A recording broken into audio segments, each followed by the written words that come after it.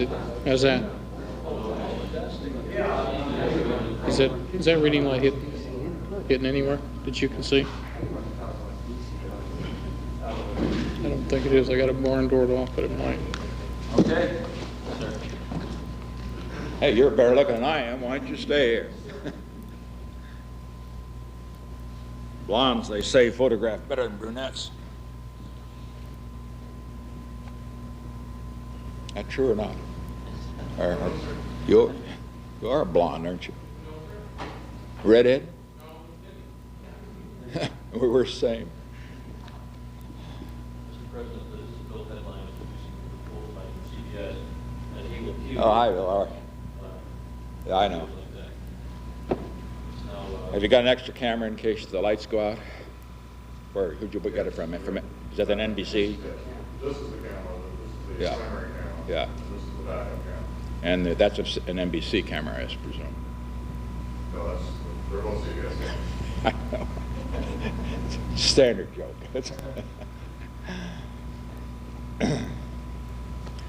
Let me see. Did you get these lights properly? Yes, sir. My eyes always have.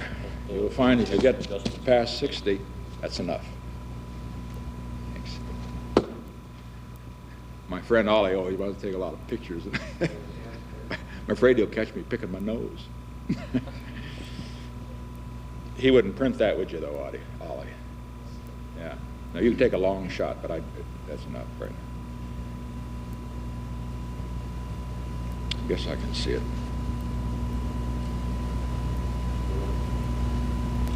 Oh, you want a level, don't you? Yes, yes. Good evening. This is the 37th time I have spoken to you from this office, where so many decisions have been made that shape the history of our nation. Need any more?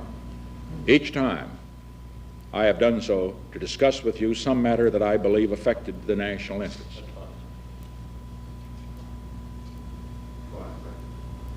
Okay.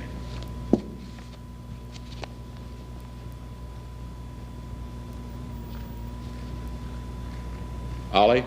Yes. No, only the CBS crew now is to be in this room during this. Only the crew. No, there will be no picture. No, after the broadcast. You've taken your picture. Didn't you take one just now? That's it. Because, you know, we don't want it, we didn't let the press isn't going to take one, so you've taken it, and you just take it right now. This is right after the broadcast. You got it? Come on. Okay. What's the camera? The camera, the TV camera, sir. Okay, fine. All right, Why don't you tell us, sir? all right, fine. I'm sure. I'm not going to make the other photographers mad by giving you too many. That's enough, okay? Now, all Secret Service, is there any Secret Service in the room? Just 1 Mr. President. Out. You don't have to stay, do you? If you're required to? Okay. I'm just kidding you. I always try to get leave alone.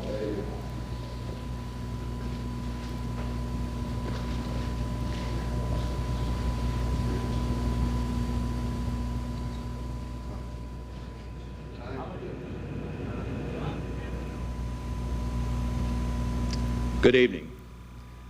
This is the 37th time I have spoken to you from this office, where so many decisions have been made that shape the history of this nation. Each time I have done so to discuss with you some matter that I believe affected the national interest. In all the decisions I have made in my public life, I have always tried to do what was best for the nation. Throughout the long and difficult period of Watergate, I have felt it was my duty to persevere, to make every possible effort to complete the term of office to which you elected me.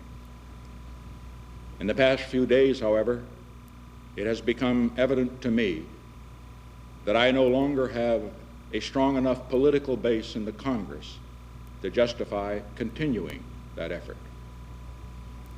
As long as there was such a base, I felt strongly that it was necessary to see the constitutional process through to its conclusion.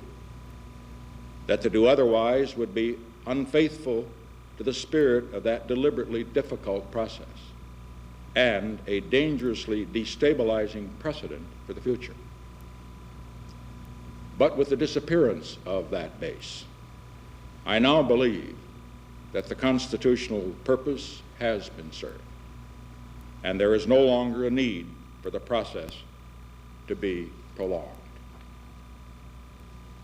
I would have preferred to carry through to the finish, whatever the personal agony it would have involved. And my family unanimously urged me to do so. But the interests of the nation must always come before any personal considerations.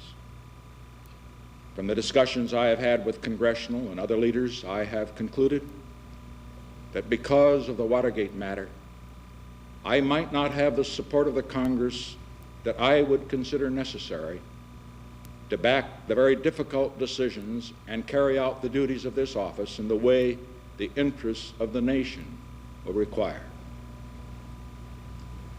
I have never been a quitter.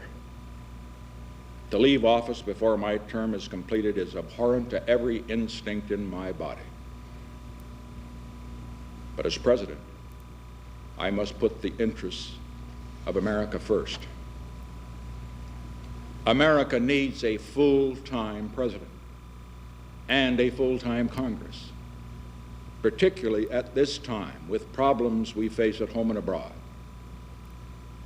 To continue to fight through the months ahead for my personal vindication would almost totally absorb the time and attention of both the President and the Congress in a period when our entire focus should be on the great issues of peace abroad and prosperity without inflation at home. Therefore, I shall resign the presidency effective at noon tomorrow. Vice President Ford will be sworn in as president at that hour in this office. For more than a quarter of a century in public life, I have shared in the turbulent history of this era. I have fought for what I believed in. I have tried, to the best of my ability, to discharge those duties and meet those responsibilities that were entrusted to me. Sometimes I have succeeded, and sometimes I have failed. But always, I have taken heart from what Theodore Roosevelt once said about the man in the arena whose face is marred by dust and sweat and blood, who strives valiantly, who errs and comes short again and again because there is not effort without error and shortcoming, but who does actually strive to do the deed, who knows the great enthusiasms, the great devotions, who spends himself in a worthy cause, who at the best knows in the end the triumphs of high achievements, and who at the worst, if he fails, at least fails while daring greatly. I pledge to you tonight that as long as I have a breath of life in my body, I shall continue in that spirit. I shall continue to work for the great causes to which I have been dedicated throughout my years as a congressman, a senator, vice president, and president. The cause of peace, not just for America, but among all nations. Prosperity, justice, and opportunity for all of our people. There is one cause, above all, to which I have been devoted and to which I shall always be devoted for as long as I live.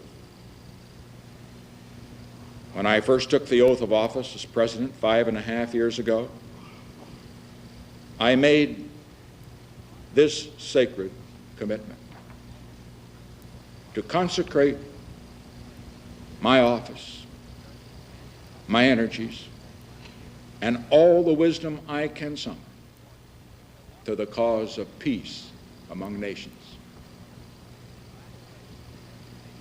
I've done my very best in all the days since to be true to that pledge. As a result of these efforts, I am confident that the world is a safer place today, not only for the people of America, but for the people of all nations. And that all of our children have a better chance than before of living in peace rather than dying in war. This, more than anything, is what I hoped to achieve when I sought the presidency. This, more than anything, is what I hope will be my legacy to you, to our country, as I leave the presidency.